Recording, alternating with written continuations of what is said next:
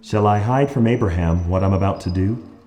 Abraham will become a great and powerful nation, and all nations on earth will be blessed through him. For I've chosen him, so he'll direct his children and his household after him to keep the way of the Lord by doing what is right and just. What followed is the well-known account of God's destruction of Sodom and Gomorrah. Abraham's nephew Lot had moved back to Sodom. Knowing this, Abraham famously bargained with the Lord, who was still standing next to him.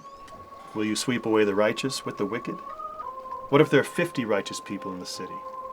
Won't the judge of all the earth do right? Abraham and God continued to bargain back and forth until the Lord eventually agreed to spare the city if only 10 righteous people were found, which Abe knew would about account for Lot and his immediate family. When the Lord had finished speaking with Abraham, he left, and Abraham returned home, likely feeling somewhat optimistic. But then, Genesis 19. Genesis 19. Yeah, Genesis 19. The other side of the coin. If Genesis 6 was fallen angels wanting the earth, violating mortal women, Genesis 19 is fallen humanity wanting immortality, attempting to violate angels. Listen. That evening, while Lot was sitting near the city gate, the two angels arrived in Sodom, which is pretty much right here where I'm standing.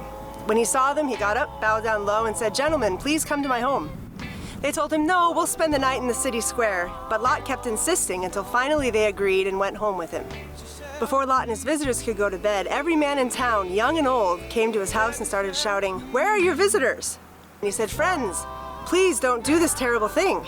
I have 2 daughters, and you can do what you want with them, but please don't harm these men. They're guests in my home." The crowd kept arguing with Lot, and finally they rushed against the back door to break it down.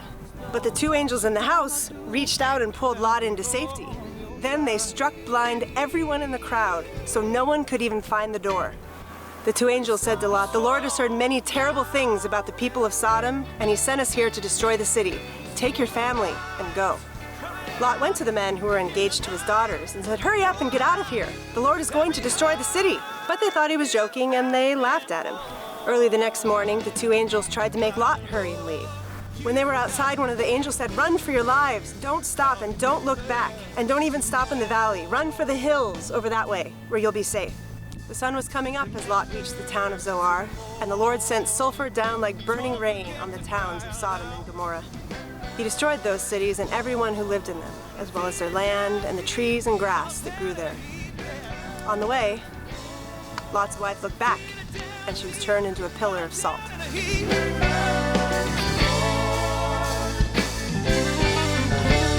Oh, people remember tomorrow.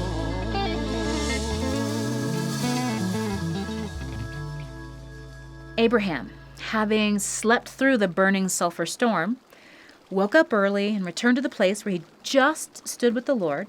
He looked down toward Sodom and Gomorrah, toward all the land of the plain, and saw all his bargaining had gone up in smoke.